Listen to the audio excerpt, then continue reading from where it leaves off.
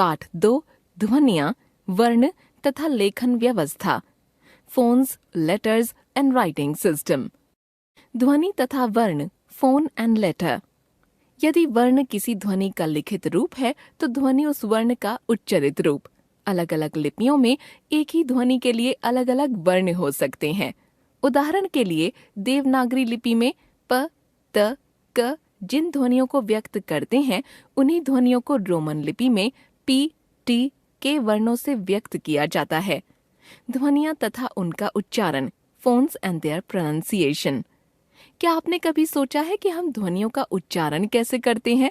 यह तो आप जानते ही हैं कि हम सब नाक से श्वास लेते हैं जो हमारे फेफड़ों लंग्स में जाती है और बोलते समय मुख के रास्ते से बाहर निकाल दी जाती है।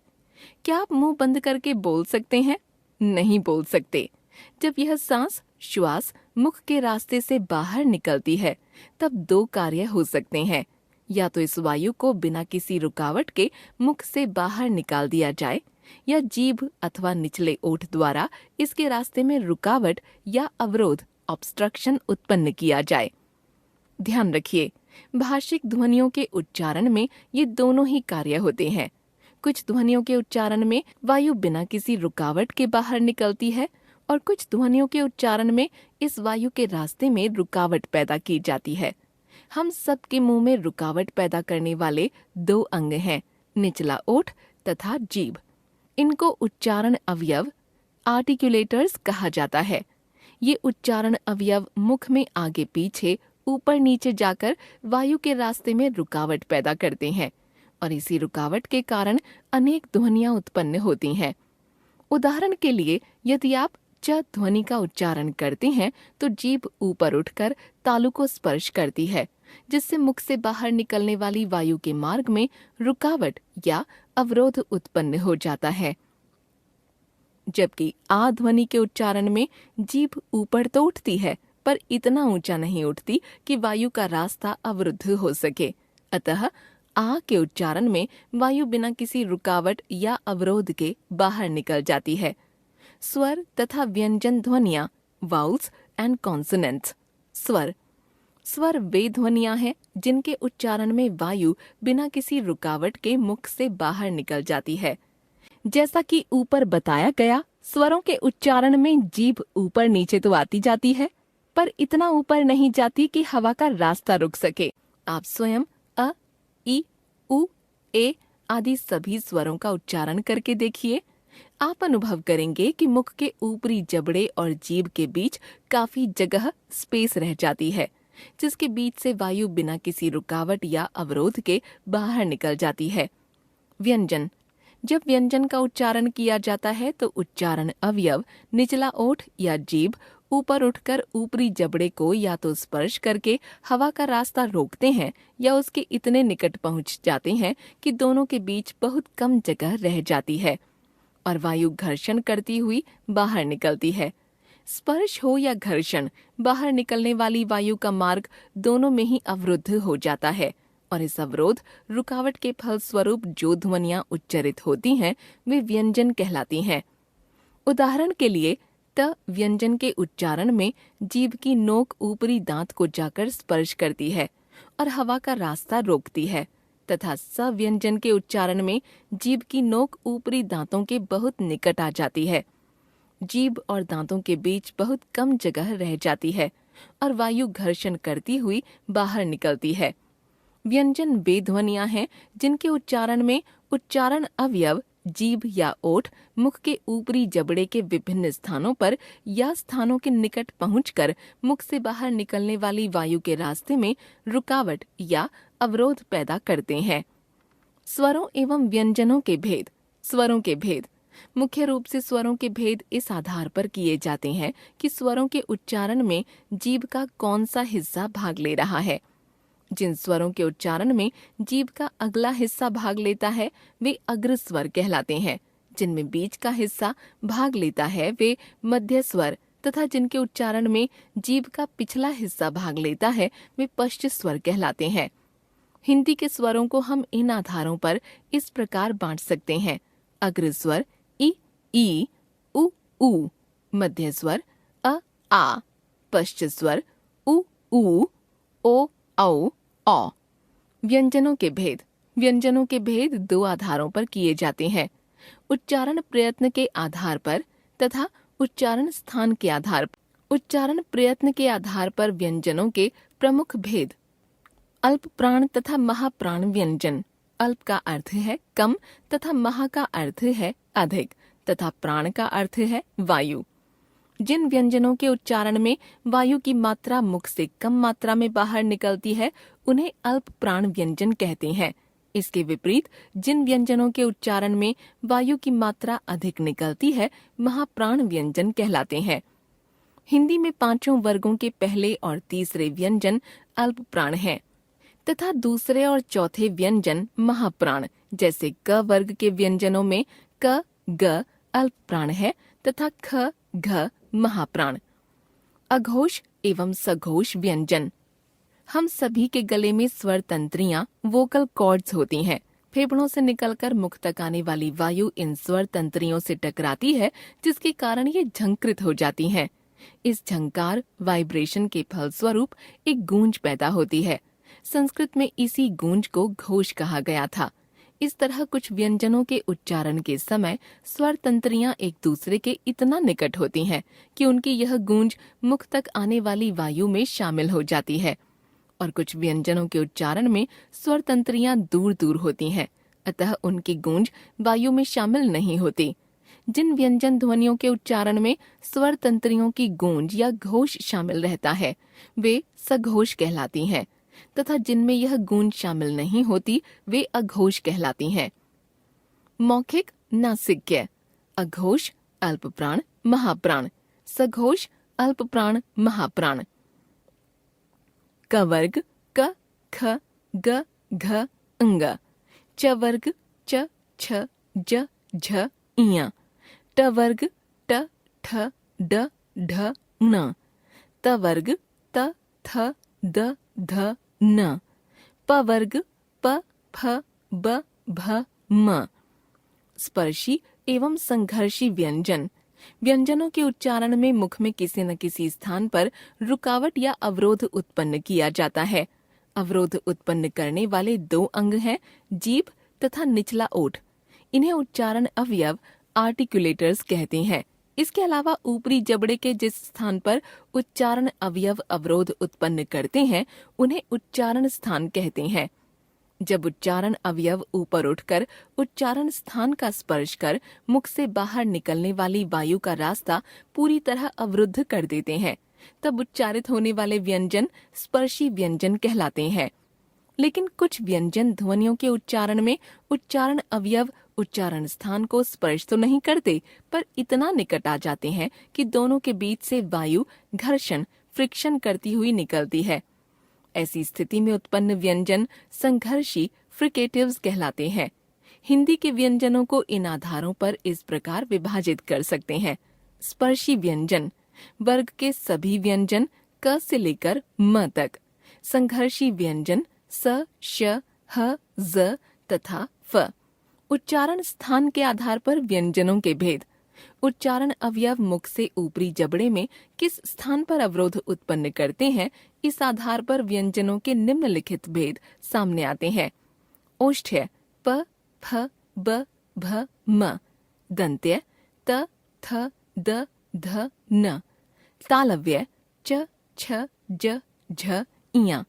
मूर्धन्य ट, ठ, ड, ढ, ण, ळ तथा ढ। कंठ्य क, ख, ग, घ, ङ। वर्ण तथा वर्णमाला। संस्कृत से जो वर्ण हिंदी को मिले हैं उन्हें परंपरागत वर्ण तथा हिंदी में जो वर्ण विकसित किए गए हैं उनको नवीन वर्ण कहा जा सकता है। नवीन वर्ण दो तरह के हैं, एक वे जो दूसरी भाषाओं से आने वाली ध्वनियों आगत ध्वनिया के लिए बनाए गए हैं तथा दूसरे वे जो हिंदी की अपनी संरचनात्मक विशेषताओं के कारण विकसित हो गए हैं। महत्वपूर्ण ध्वनियां और उनके वर्ण। री स्वर। हिंदी तक आते आते स्वर के रूप में इसका उच्चारण समाप्त हो गया। हिंदी भाषा भाषी इसका उच्चारण र, जमा, ई, री के रूप में करने लगे और आज यही हिंदी का मानक उच्चारण बन गया है। हिंदी में रिक्शा तथा ऋषि शब्दों की पहली ध्वनि के उच्चारण में कोई अंतर नहीं रह गया है, क्योंकि संस्कृत के री स्वर से बनने वाले अनेक शब्द हिंदी में आ गए हैं।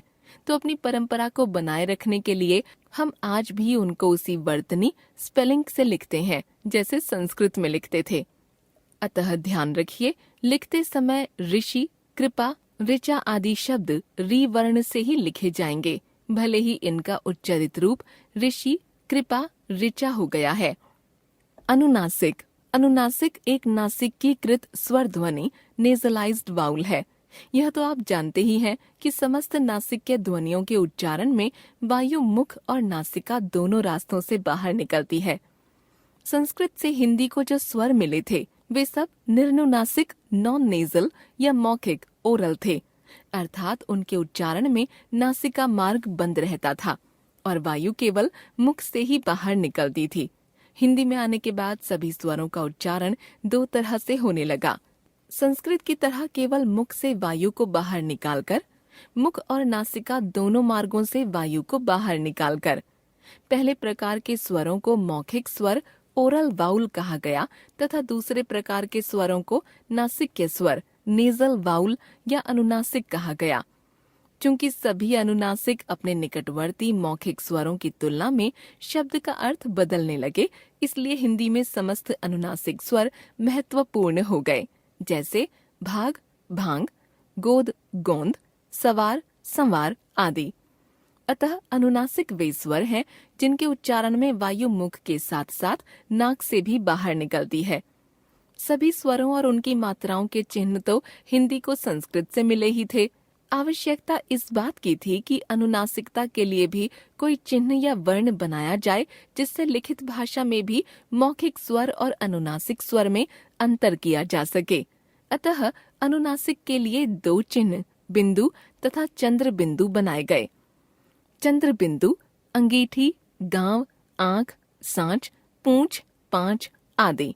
बिंदु सिंचाई, में, मैं, चोंच, है, पोंछा आदि। अनुस्वार, जहाँ अनुनासिक एक नासिकीकृत स्वर नेजलाइज्ड वाउल है, वहीं अनुस्वार एक नासिकीकृत व्यंजन नेजलाइज्ड कॉन्सोनेंट है।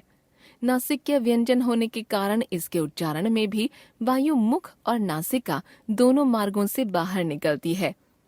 अनुस्वार के बाद जिस वर्ग का व्यंजन आता है, अनुस्वार उसी व्यंजन के वर्ग के नासिक्य के रूप में उच्चारित होने लगता है।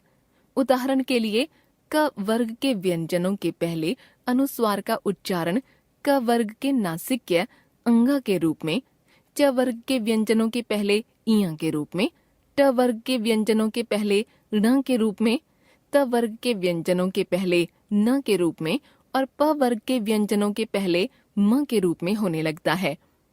अनुस्वार को लिखकर दिखाने के लिए बिंदु का चिन्ह बनाया गया है, जो शब्द में अनुस्वार के पहले आने वाले स्वर प्रिसीडेंट वाउल के ऊपर लगाया जाता है। देखिए कुछ उदाहरण। गंगा, गंगा, पंकज, पंकज, कंचन, कंचन, पंजाब, पंजाब, कंटक, कंटक, पंडित, पंडित, हिंदी, हिंदी, शांत, शांत, चंपा, चंपा, अम्बा, अम्बा। इसके अतिरिक्त शब्द के अंत में अनुस्वार का उच्चारण हमेशा म के रूप में ही होता है, जैसे अहम, स्वयं, पुस्तकम आदि। विसर्ग। संस्कृत में ह ध्वनि का उच्चारण दो तरह से होता था, इसलिए वहाँ उच्चारण के स्तर पर ह के उच्चारण के लिए दो तरह की ध्वनियां थीं। एक अघोष वॉइसलेस तथा दूसरी सघोष वॉइस्ड। अघोष ध्वनि को लिखकर व्यक्त करने के लिए विसर्ग का चिन्ह बनाया गया था तथा सघोष ध्वनि के लिए ह चिन्ह। हिंदी में अघोष ध्वनि अर्थात विसर्ग ध्वनि का उच्चारण समाप्त हो गया और इसे भी सघोष ह की तरह से ही बोला जाने लगा। उदाहरण के लिए हिंदी में प्रातः तथा सुबह शब्दों की अंतिम ध्वनि के उच्चारण में कोई अंतर नहीं रह गया है, पर जहाँ तक लेखन का प्रश्न है, संस्कृत के वे शब्द जिनके अंत में विसर्ग आता था, यदि वे हिंदी में आ गए हैं तो उनको विसर्ग के साथ ही लिखा जाता है, जैसे स्वतः, अतः, मतिः, प्रायः आदि, परंतु इनका उच्चारण क्रमशः स्वतः, अतः, मतिः प्रायः आदि के रूप में ही किया जाता है। ध्यान रखिए, विसर्ग एक व्यंजन ध्वनि है जिसका हिंदी में उच्चारण ह की तरह से ही होता है और उसका चिन्ह है। आगत ध्वनियां तथा उनके वर्ण, borrowed phones and their letters. आगत शब्द का अर्थ होता है आई हुई, अर्थात आगत ध्वनियां वे ध्वनियां हैं जो हिंदी में अन्य भाषाओं जैसे अरबी, फारसी, तुर्की, अंग्रेजी आदि के शब्द आ जाने के कारण आ गई हैं। इनमें स्वर तथा व्यंजन दोनों ही प्रकार की ध्वनियां हैं। चूंकि ये ध्वनियां पहले से हिंदी में नहीं थीं, अतः इनके वर्ण भी नहीं थे। हिंदी में इनके लिए नए वर्ण भी बना लिए गए हैं। ये ध्वनियां और उनके लिए विकसित वर्ण इस प्रकार हैं। आगत स्वर। आगत स्वर है अ। इस स्वर का उच्चारण समझने के लिए अंग्रेजी शब्द डॉक्टर या कॉफी का उच्चारण करके देखिए। इन शब्दों में आने वाले अ स्वर के उच्चारण पर ध्यान दीजिए। इसके उच्चारण में ओठ हिंदी के ओ स्वर के उच्चारण से कुछ अधिक गोल होते हैं और औ की तुलना में कुछ कम। हिंदी में अंग्रेजी के अनेक शब्दों के आ जाने के कारण यह स्वर आ गया है और इसके लिए अ चिन्ह बना लिया गया है। अन्य उदाहरण हैं ball, shop, toy, stop, boss आदि। आगत व्यंजन। हिंदी में दो व्यंजन ध्वनियां अरबी, फारसी, तुर्की, अंग्रेजी तथा अनेक यूरोपियन भाषाओं के शब्दों के आ जाने के कारण आ गई हैं। इनके लिए देवनागरी लिपि में पहले से मौजूद वर्णों के नीचे बिंदु या नुक्ता लगाकर नए चिन्ह बना लिए गए हैं। ये आगत व्यंजन है ज तथा फ। इन ध्वनियों से बनने वाले शब्दों के सही उच्चारण को सुनकर इनको सही लिखने का अभ्यास कराया जाना चाहिए तथा इनसे मिलती जुलती ध्वनियों ज तथा फ से इनके अंतर को सुनकर पहचानना सिखाना चाहिए। नीचे दी गई तालिका में इनके अंतर को स्पष्ट करने वाले कुछ उदाहरण दिए जा रहे हैं। परंपरागत वर्णों से बनने वाले शब्द फन, छत्र के आकार का सांप का सिर। नव विकसित वर्णों से बनने वाले शब्द फन, हुनर, फूल, पुष्प, फूल, मूर्ख, अंग्रेजी शब्द। सजा, सजाना, क्रिया का रूप, सजा, दंड। जरा, बुढ़ापा, जरा, थोड़ा। र व्यंजन के संयुक्त रूप। र व्यंजन के उच्चारण से सभी छात्र परिचित हैं। र व्यंजन को लिखकर व्यक्त करने के लिए 3 चिन्ह या वर्ण बनाए गए हैं, र, रेफ तथा पदेन, जो 3 भिन्न भिन्न स्थितियों के लिए हैं। ये 3 स्थितियां इस प्रकार हैं। र जमा स्वर। यदि र किसी स्वर के साथ मिलाकर बोला जाता है तो उसे हमेशा र वर्ण से लिखा जाएगा। देखिए कुछ उदाहरण। र जमा आ, जमा न, जमा ई, रानी। र जमा ओ, जमा ग, जमा अ, रोग। र जमा ए, जमा ख, जमा आ, रेखा। र जमा उ, जमा प, जमा अ, जमा य, जमा आ, रुपया आदि। र जमा व्यंजन। यदि र किसी व्यंजन के साथ मिलाकर बोला जाता है तो उसे दूसरे वर्ण से लिखा जाता है। इस वर्ण को रेफ कहते हैं। यह हमेशा उस व्यंजन की शिरोरेखा के ऊपर लगता है जिस व्यंजन के साथ र मिलाकर बोला जा रहा है, जैसे ध जमा अ, जमा र, जमा म, जमा अ। धर्म। अ जमा र, जमा थ, जमा अ। अर्थ। स जमा अ, जमा र, जमा प, जमा अ। सर्प। त जमा अ, जमा र, जमा क, जमा अ। तर्क आदि। स्वर रहित व्यंजन जमा र। यदि कोई स्वर रहित व्यंजन र के साथ मिलाकर बोला जाता है तो र ध्वनि को तीसरे वर्ण से लिखा जाता है। इसे पदेन कहा जाता है। इसकी 3 स्थितियां संभव हैं। स्वर रहित खड़ी पाई वाले व्यंजन वर्ण जमा र। क जमा र, जमा अ। क्र। प जमा र, जमा अ। प्र। त जमा र, जमा अ। त्र। म जमा र, जमा अ। म्र आदि। जैसे क्रम, भ्रम, प्रकाश, प्रेम, यात्रा, ग्रह, ध्रुव आदि। स्वर रहित खड़ी पाई वाला व्यंजन श जमा र जिस तरह संस्कृत में लिखा जाता था उसी तरह लिखा जाएगा। संस्कृत में श ध्वनि के लिए 2 वर्ण थे, श तथा श। श जमा र या री के लिए श्र वर्ण बनाया गया था तथा श जमा अन्य व्यंजन के लिए श। अतः श जमा र जमा अ श्र के रूप में तथा श जमा री श्रीरी के रूप में लिखा जाएगा, जैसे श जमा र जमा अ। श्रम, आश्रय, प्रश्रय, श्रीमान, राजश्री, विश्राम आदि। श जमा री श्रृगाल, श्रृंगार, श्रृंग, श्रृंखला आदि। श जमा र या री के अलावा कोई भी व्यंजन जैसे श जमा य श्य, श जमा व श्व आदि। देखिए उदाहरण, श्यामा, वैश्य, श्वास, श्वान आदि। स्वर रहित अधूरी खड़ी पाई वाले व्यंजन वर्ण जमा र। आप जानते ही हैं कि अधूरी खड़ी पाई वाले कुल 6 वर्ण हैं, ट, ठ, ड, ढ, द तथा ह। इनको भी 2 वर्गों में बांटा जा सकता है। वे वर्ण जिनमें अधूरी खड़ी पाई ऊपर तथा नीचे दोनों ओर आती है, जैसे द तथा ह। चूंकि द ह में नीचे भी खड़ी पाई का अंश मौजूद है, अतः र का पदेन चिन्ह इन दोनों में भी नीचे खड़ी पाई में इस प्रकार लगेगा, द्र तथा ह्र। वे वर्ण जिनमें अधूरी खड़ी पाई केवल ऊपर के भाग में आती है, नीचे नहीं, जैसे ट, ठ, ड, ढ। इनमें पदेन र हल चिन्ह के साथ जोड़ दिया जाएगा, जैसे ट जमा र ट्र, ट्रक, ट्रेन, राष्ट्र आदि। ड जमा र ड्र, ड्रामा, वाड्रा, ड्रिंक आदि।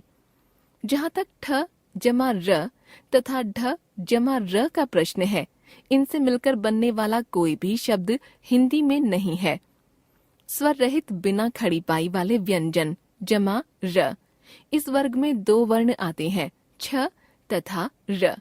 ध्यान रखिए, हिंदी में कोई भी शब्द नहीं है जिसमें छ जमा र आते हो, अतः इनके संयुक्त रूपों के लिखने की चिंता नहीं करनी चाहिए। जहाँ तक र जमा र के रूपों का प्रश्न है, इस प्रकार भी दूसरा नियम लागू होता है, अर्थात इसे रेफ से र के रूप में लिखा जाता है, जैसे गुर्राना। संयुक्त व्यंजन क्ष, त्र, ज्ञ तथा श्र। संस्कृत में कुछ संयुक्त व्यंजनों के लिए एक वर्ण वाले चिन्ह बनाए गए हैं।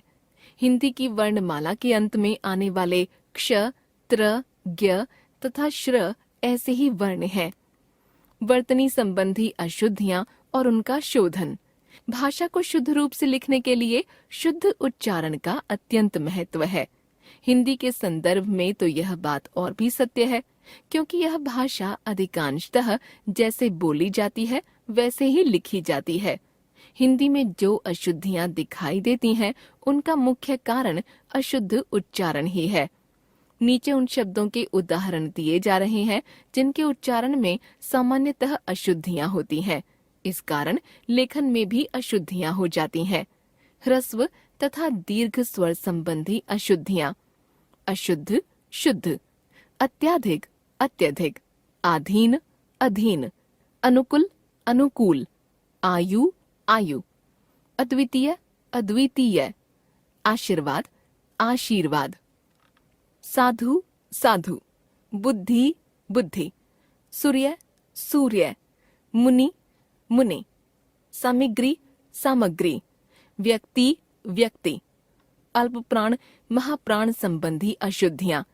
श्रेष्ठ, श्रेष्ठ, मक्खन, मक्खन, गड्ढा, गड्ढा, सीधा साधा, सीधा सादा, घनिष्ठ, घनिष्ठ, वृद्धा, वृद्धा, ब्राह्मण, ब्राह्मण, जिह्वा, जिह्वा, पत्थर, पत्थर, बग्घी, बग्घी, धोखा, धोखा, चिन्ह, चिन्ह।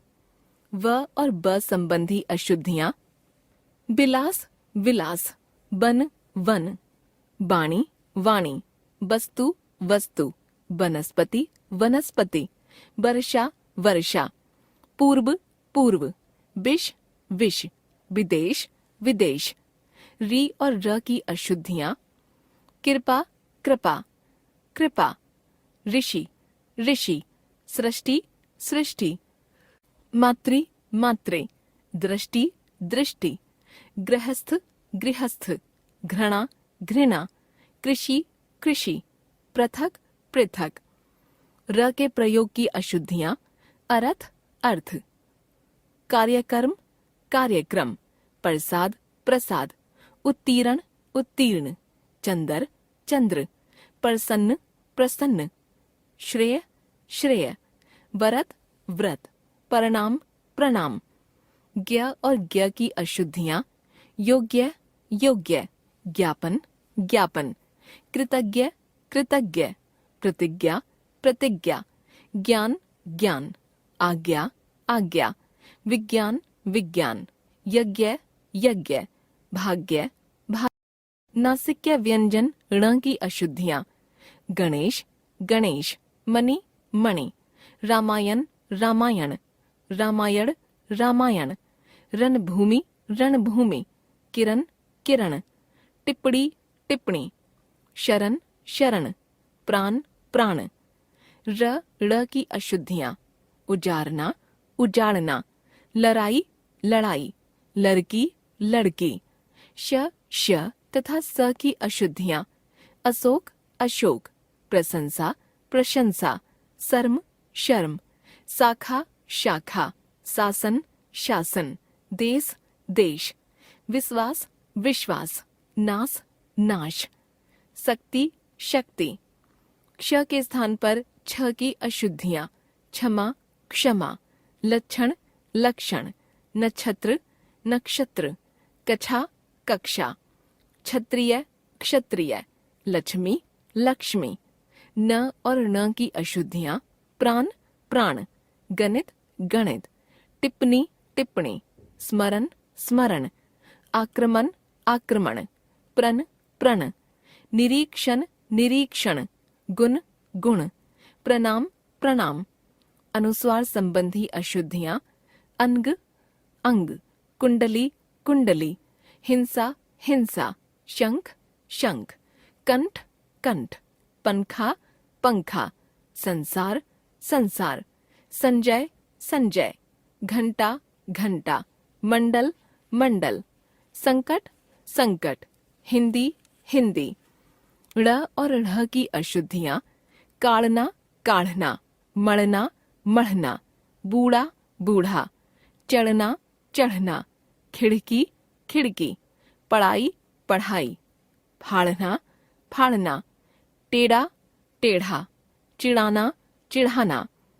अनुस्वार और अनुनासिक संबंधी अशुद्धियां अंगुली अंगुली, कंस कंस, आंख आंख, कंगन कंगन, ऊंचा ऊंचा, कंचन कंचन, कांच कांच, जंग जंग, गूंगा गूंगा, ठंडा ठंडा, चांद चांद, तंग तंग।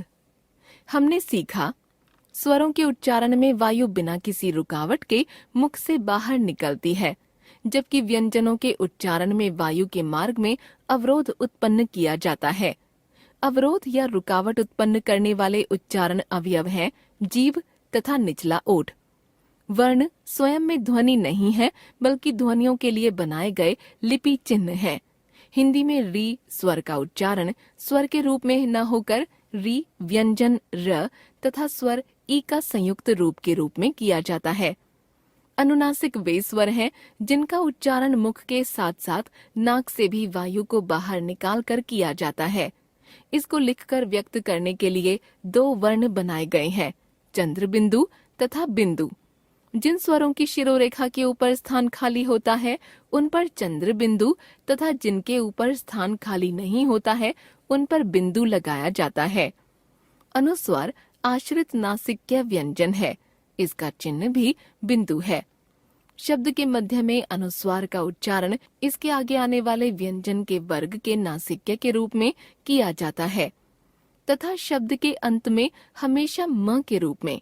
मानक वर्तनी में अनुस्वार को पंचम वर्ण से न लिखकर बिंदु से ही लिखे जाने का प्रावधान है। विसर्ग भी एक व्यंजन है। संस्कृत में इसका उच्चारण अघोष ह के रूप में होता था। हिंदी में यह उच्चारण समाप्त हो गया है और इसे भी ह व्यंजन के रूप में ही बोला जाता है। हिंदी में र व्यंजन के उच्चारण की 3 स्थितियां मिलती हैं, र जमा स्वर, र जमा व्यंजन तथा व्यंजन जमा र। इन तीनों स्थितियों के लिए क्रमशः 3 अलग अलग वर्ण र, रेफ तथा पदेन बनाए गए हैं तथा तीनों वर्ण 3 भिन्न भिन्न उच्चारण स्थितियों के लिए हैं।